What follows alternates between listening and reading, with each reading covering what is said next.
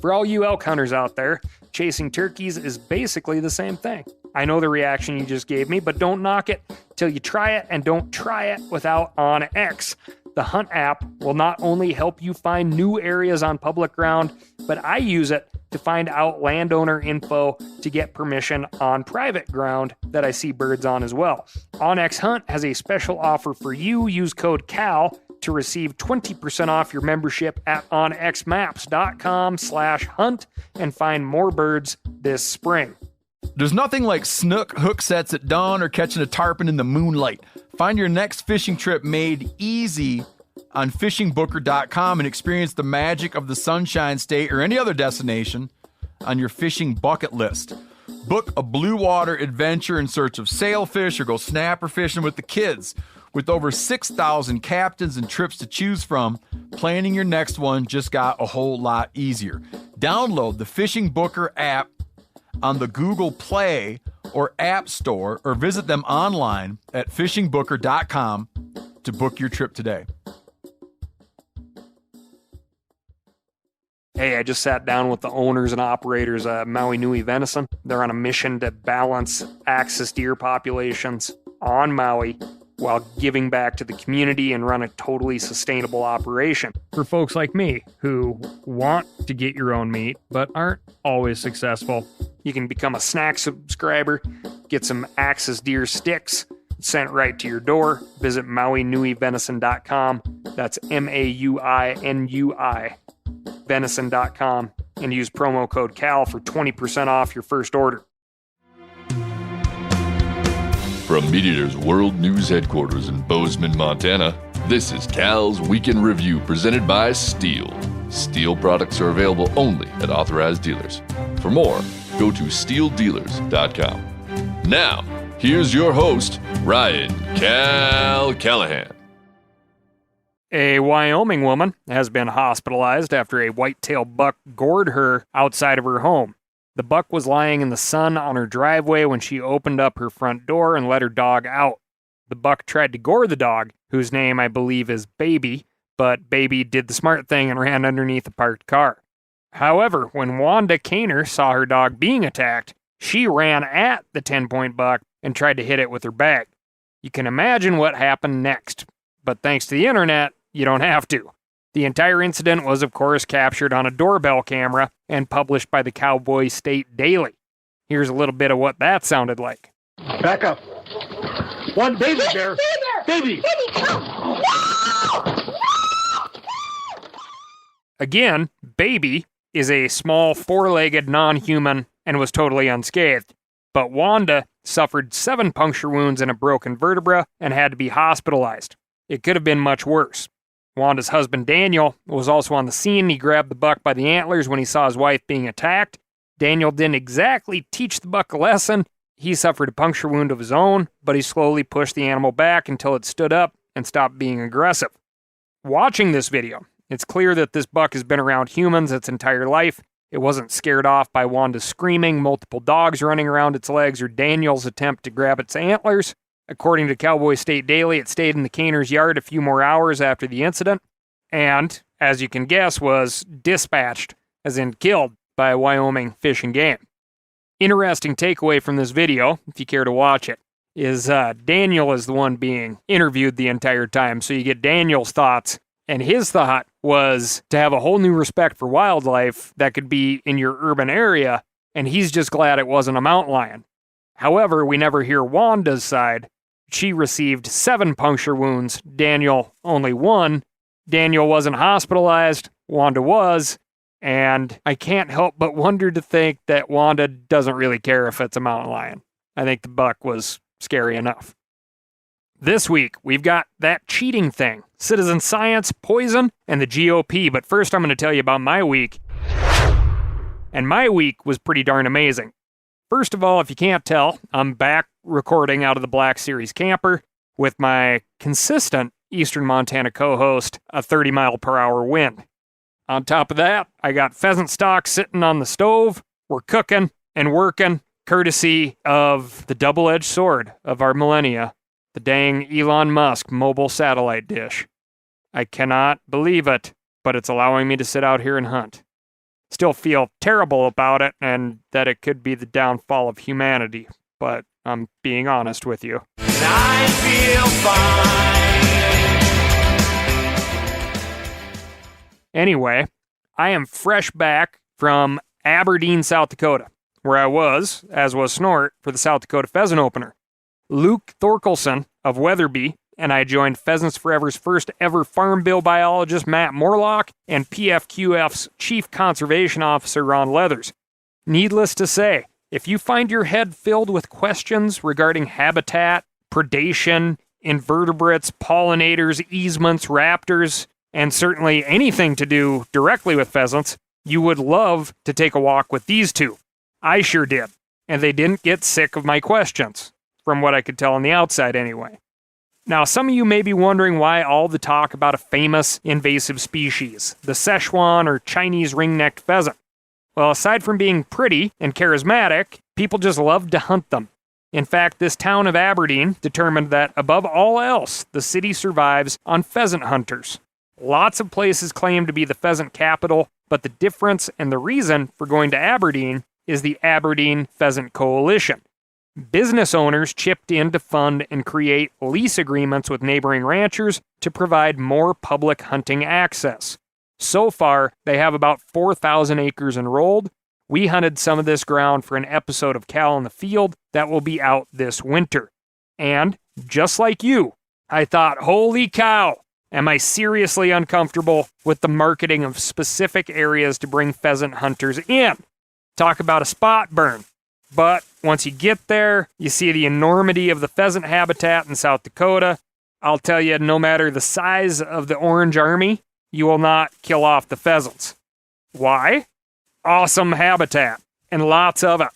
And pheasants get very smart after the first time they get hunted, so they kind of have PhDs by the time the next week rolls around. Now, I'm positive all of you hard-walking public land hunters in Aberdeen are still very unhappy with me talking about your area. I know I would be.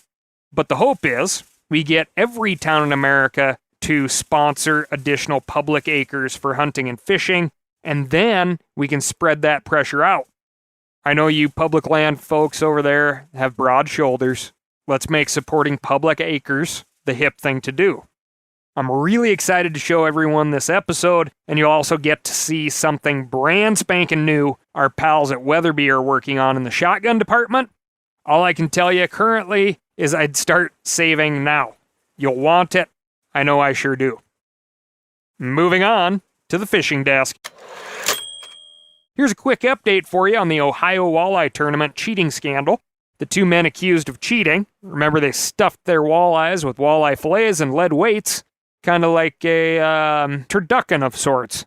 The pair, Jacob Runyon and Chase Kaminsky, have been charged with cheating, attempted grand theft, possessing criminal tools, and unlawful ownership of wild animals. All of those charges are 5th-degree felonies except the wildlife crime, which is a 4th-degree misdemeanor. 5th-degree felonies are the least severe type of felony in Ohio, but they still come with a required 6 to 12-month imprisonment and up to $2,500 fine. In other words, these guys could be facing some serious jail time, depending on whether they take a plea deal. Whatever they get is probably a lot better than what they would have gotten had they stuck around a bunch of angry fishermen. Torches! Get your torches! Pitchforks! Can't be an angry mob without pitchforks! Moving on to the Citizen Science Desk. A few weeks ago, we covered the story of a hunter who found what may be one of the only full-grown American chestnut trees in Delaware. That was some great citizen science, but you don't need to find a super rare tree or animal species to participate. Many state game agencies rely on hunter surveys to collect data about wildlife. Hunters spend an enormous amount of time in the woods every year, and biologists try to use those observation hours to learn more about deer, wolves, elk, bobcats, and other species. In Minnesota, for example, the Department of Natural Resources is asking hunters to fill out an online survey so they can verify their population estimates of white-tailed deer. Hunters can take the survey on their smartphones. It asks hunters to record the time and place they hunt, how many deer they saw, and the ages and sexes of those deer. Hunters also have the opportunity to report observations about wild turkeys, black bears, coyotes, and other animals. Just over 2,100 hunters returned the survey when the Department of Natural Resources introduced it in 2019. But since then, the numbers have plummeted. According to a report in NPR last year, just 49 of the more than 400,000 Minnesota hunters filled out a survey, which is a response rate of only 0.01%. The DNR has historically only opened the survey to bow hunters, but this year all hunters are welcome to participate. The information Minnesota hunters provide helps biologists make data-driven game management decisions without spending millions of dollars collecting that data themselves. Iowa, which also runs a hunter observation survey, told NPR that they would have to spend $2.5 million per year to collect the information that hunters give them for free. Running the survey only costs about $15,000, which means hunters are saving the state over $2 million every year just by filling it out. That money can be spent on habitat conservation and other projects that help ensure the health of the game populations we love to hunt. So, if you live in Minnesota, be sure to fill out your hunter survey this year. For everyone else, your state probably has a similar program. Just search for your state name plus Hunter Observation Survey. That should get you on track. Another key piece of information, if you're thinking, survey schmurvey, or I'm not going to do anything the state sends me. A lot of state agencies are mandated to include hunter information. So, if you personally don't turn in information, other people's information will be used either for your benefit or your detriment. Fill out your surveys and get them filled in. Moving on to the wolf desk. After months of investigation, Washington wildlife officials have confirmed that 6 wolves were illegally poisoned in the northeastern part of the state. Animal rights groups have been asking since May for Washington State Fish and Wildlife to release more details, and that's exactly what they did earlier this month. Back in February, Stevens County deputies on a snowmobile patrol found a wolf they at first believed died of old age. They couldn't find any blood or bullet holes, and there didn't appear to be any fresh snowmobile tracks. But they began to suspect foul play when they found 3 additional dead wolves later that day, none of which had been shot or injured. They found 2 more wolves in the same area over the course of the next month. Toxicology reports confirmed that the wolves had been poisoned. The Center for Biological Diversity has been all over this one. They've been joined by a variety of Washington animal rights groups in calling for the arrest and prosecution of the offenders, and they're even offering a reward of $51,400 for information leading to a conviction. I might argue that $51,400 in a program that provides non-lethal deterrence to ranchers may go a lot further. It's illegal to poison a wolf in the United States, and while I'm sympathetic with communities that oppose wolf reintroduction, there are better ways to deal with the problem. Most states, including Washington, have ways to compensate landowners for predator depredation, and several states have opened wolf hunting and trapping seasons. Poaching is poaching, even if the animals aren't harvested for their meat, hides, or antlers. Of course, the Center for Biological Diversity can't resist a little hyperbole, especially when it comes to wolves. Their press release on this topic makes it sound like wolves in Washington are hanging by a thread, and these poisonings will send the species back to extinction. They describe wolves in Washington as being, quote, attacked on all sides, and say it's been a, quote, devastating year for Washington's wolf population. In reality, the wolf population in Washington is doing fine.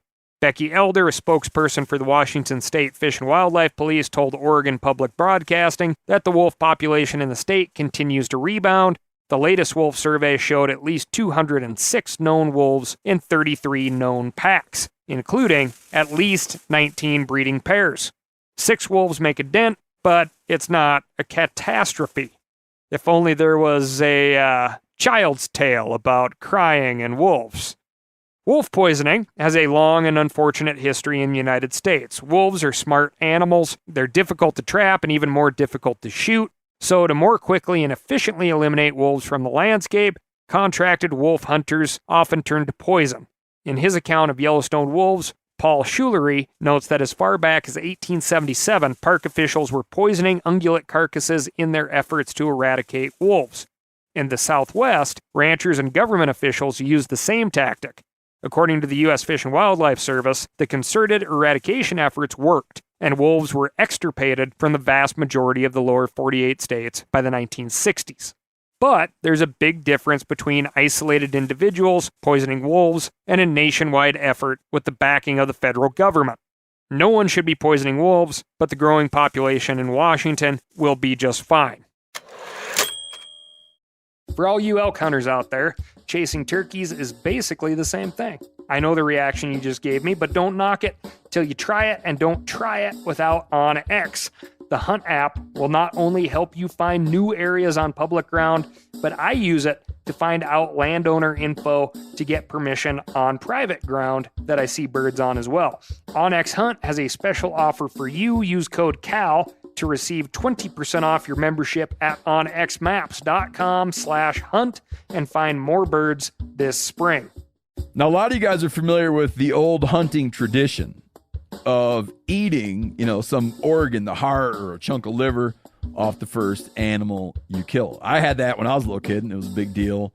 Organ meats were always prized by frontier people who knew the importance of getting a lot of different minerals and nutrients. And as often is the case, those guys were onto something, because organs are among the most nutrient-rich foods on the planet. And you can get the same benefits your ancestors craved via convenient daily capsules from Heart and Soil, made exclusively from regeneratively raised, grass-fed, and finished cattle. Heart and Soil's unique freeze-drying process means all those important nutrients are trapped in, ensuring you experience every one of the benefits of nature's superfood in a clean, convenient, taste-free capsule. Find out more at heartandsoil.co. And make sure to use code MeatEater for 10% off your purchase. That's heartandsoil.co. Use the code MeatEater. You ever get that feeling you're stuck inside staring at screens and a primal urge kicks in? You crave wide open spaces, fresh air, the chance to connect with the land? Well, maybe it's time to find your own piece of the wild. But searching for property can be a maze. That's where Land.com comes in.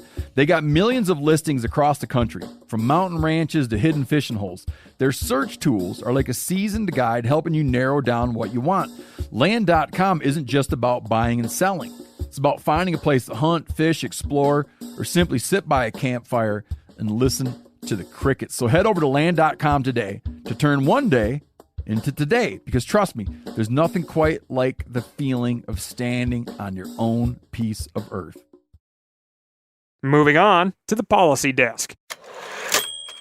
The midterm election is only a few weeks away, and it's worth taking some time to educate yourself about your choices for local, state, and federal office. Candidates post their own policy positions, but I also encourage you to take a look at each party's official platform. In Minnesota, for example, the official Republican Party platform calls for the elimination of the Clean Water, Land, and Legacy Amendment. This amendment to the state's constitution was passed in 2008 by 56% of Minnesota voters. It increased the state's sales tax by 0.3% and used that money to fund clean water projects, restore wildlife habitat, promote arts and culture, and maintain parks and trails. Since 2010, the fund has generated over $3.65 billion in revenue for these project categories, including over $1 billion for wildlife habitat projects. Just this year, the Minnesota DNR will use about $2.5 million for shallow lake and wetland enhancement and restoration work throughout Minnesota, with a focus on the prairie region. Pheasants Forever received a grant for $3.8 million to permanently protect and restore 659 acres of public waterfowl habitat, and Ducks Unlimited will use $3.9 million to enhance wetlands. This isn't free money, but Minnesota voters, including many Republican legislators, voted to raise taxes during the 2008 recession because they cared so deeply about protecting water and habitat. Since at least 2018, the GOP has made repealing this funding an official plank on their platform. You might think they're motivated by a desire to lower taxes, but they don't list this proposal alongside other tax cuts. Instead, this is likely related to the next item in the natural resources section. which calls for reducing or restricting the government ownership of land. The DNR can use legacy amendment funds to purchase property that might otherwise be sold to a private developer. They're required to make that land accessible to hunters and anglers, but the fund gives them a powerful tool to conserve habitat and wildlife species. If you don't like the idea of public land to begin with, it would make sense that you wouldn't support a fund that makes public land possible. But don't think the Democrats are getting off the hook. As Rob Dreisland points out in Outdoor News, Minnesota's Democratic Party also includes several provisions some hunters and anglers might find objectionable. For example, the party opposes wolf hunting and trapping, including the use of snares, and wants to increase public education efforts, quote, as to how wolves live. The wolf population in Minnesota is perfectly capable of handling a regulated hunting season, so calling for a hunting ban is more about throwing a bone to the animal rights crowd than following sound science. Wherever you live, be sure to check out each state party's platform before you vote. Individual candidates don't always hold the same positions as their party, but that gives you an opportunity to ask them to clarify their stance. And you should. It's part of the process. The campaign trail is a great place to ask these sorts of questions, and you still have a few weeks before the final votes are cast. Moving on to the market hunting desks. A few months back, a listener named Annie wrote in to tell me about a dog food company that claimed to be selling wild elk and deer meat. Annie asked how this was legal since all 50 states prohibit selling meat from wild animals. Market hunting decimated wild populations in the 19th century, and states responded by eliminating commerce in wildlife. But this company, whose name is Raw Wild, kids, be sure you're with an adult if you try to look that one up on the internet, they claim to be selling organic wild elk and deer meat, harvested by hunters from the Rocky Mountain West. They have a website and social media accounts, and you can order raw dog food for about $10 per pound. The way they pitch it, this is high-quality deer and elk burger taken from the same animals hunters use to feed their families. We looked into this, and you can check out a more detailed report in an article on themeateater.com. I'll give you the highlights. We reached out to the law enforcement division of the Utah Department of Wildlife Resources. They told us they've received numerous tips about raw wild, and they sent an officer to investigate in August of this year. He found that Raw Wild gets all their meat from a single butcher called Myers Game Processing. Myers sells Raw Wild what they call shop scrap. This is meat that gets cut off during the butchering process because it's dirty or bloody or hairy. They also grind up bones and gristle and sinew and throw it all into a burger they sell to Raw Wild for, quote, $2 something a pound, as in $2 and something a pound. All of this is legal thanks to a provision in Utah law that allows the sale of, quote, inedible byproducts from big game processing. The statute doesn't define what inedible byproducts are. The law enforcement officer we spoke to said investigators just use their, quote, common sense. If it looks inedible, you can sell it, even if it comes from wild animals. Of course, one man's inedible byproduct could be another person's delicacy. Sinew and tendons are edible, and bones can be turned into broth. If I threw away every piece of meat with dirt or hair on it, well, I'd harvest way less meat every year. Raw Wild argues that they're just finding a use for meat and byproducts that would otherwise end up in a landfill. I'm sympathetic to this argument. I'd much rather feed meat to my dog than throw it away, and I'm happy Meyer has found a good use for his shop scrap. But this kind of thing still makes the hair on the back of my neck stand up. Whenever humans combine wildlife with the open market, wildlife usually loses. There's just too much temptation. We've seen this over and over again. New Mexico elk licenses on the open market, big money antler hunting, even this latest controversy about the walleye tournament on Lake Erie. Giving people a monetary incentive to harvest wildlife is almost never a good idea. In this case, you can imagine a million ways it could go wrong. Meyer makes more money per pound selling to Raw Wild than from a hunter who orders a basic deer or elk cut. There's no solid evidence that he's skimming off the top, but don't tell that to the folks leaving reviews on the shop on Google. Many complain that they didn't receive back as much meat as they expected. That's a fairly common complaint among hunters, but Meyer gets it a lot. Most states allow antlers and hides to be sold, but not every state has this inedible byproduct category. In fact, as far as I can tell, Utah is the only state that does. The state game agency says it plans to look into this category further, and I'll keep you in the loop if I hear any news. If any state is going to allow the sale of shop scrap, I'd like to see a more robust oversight system. Again, I'm happy to find a use for the inevitable waste that comes from game processing, but we have to make sure that what's being sold is, in fact, waste. If we don't, I can see a slippery slope that ends with us repealing some of the same wildlife mistakes we've made in the past.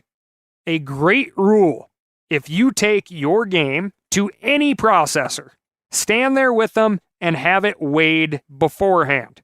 Then have a conversation about what type of weight you should expect on the back end. This eliminates any guesswork or gray area. Now, Meyer, down here in Utah, could be a fantastic and very ethical butcher, and the product that he gets in from hunters could be, by and large, very bad, even from these people who leave negative reviews. Meaning that you are just not going to get your expected yield if you bring in dirt, hair-covered, nasty-looking meat, waterlogged crap, because a butcher is not going to package that stuff up and give it back to you and put their professional label on it. Okay? It is up to you to do a very good job when you provide that meat to a butcher. Then ask to get a before weight and see what the after weight should approximately be. You be a good communicator, they'll be a good communicator, and no more controversy. I'll get off my soapbox now and move on to the Migratory Bird Report. 33 science and conservation organizations released a huge report last week on the state of bird species in the United States. It's the first comprehensive survey since the 2019 study that found that the US and Canada have lost 3 billion birds in the last 50 years. The latest report confirms that we're nowhere close to turning things around. However, thanks to hunters, there is one silver lining. More than half of bird species are declining, and grassland birds are seeing the fastest population drop-off. Since 1970, these birds have seen a 34% loss. Birds in forests, deserts, and oceans have also declined between 5% and 33% over the last 52 years. This doesn't mean that every species in these ecosystems has seen a decline. The turkey population, for example, has increased dramatically since 1970, but taken as a whole, there are fewer birds in each of these habitats than there were a generation ago. The only group of birds whose populations have increased are those that live in wetlands. Water birds have seen an 18% increase, and dabbling and diving ducks have seen a whopping 34% increase. Geese and swans have been the biggest winners. Their populations have increased over 1,000% and are in near all-time highs. They've adapted to agricultural and urban environments better than any other type of bird, as anyone can attest who's been chased by a Canada goose through a city park. But, like other wetland birds, they've also had help. National legislation like the North American Wetlands Conservation Act has protected these habitats, and organizations like Ducks Unlimited and Delta Waterfowl have turned those protections into positive gains.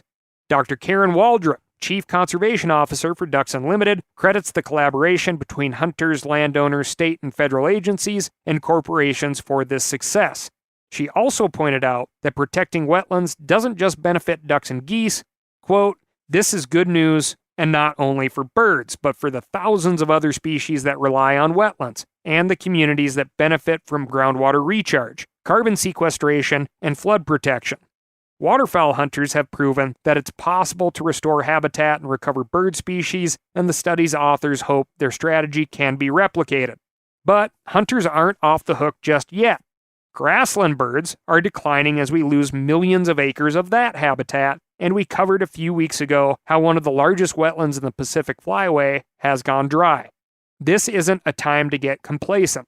It's time for us to double down on what works and make sure our conservation organizations have the funds they need.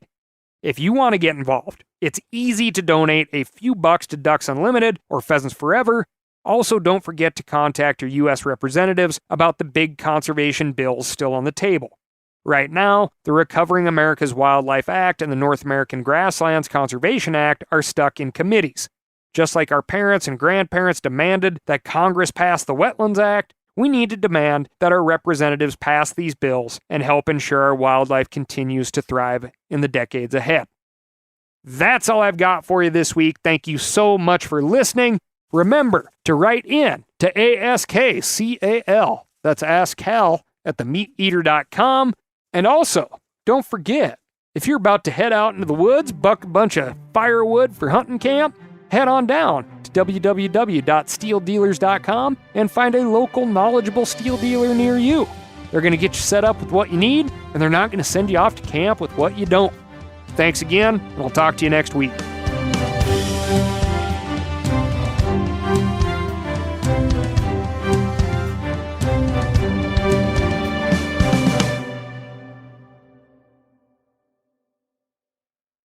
I'm sure a lot of you guys remember the old ceremonial hunting tradition of eating the heart out of the first animal you kill.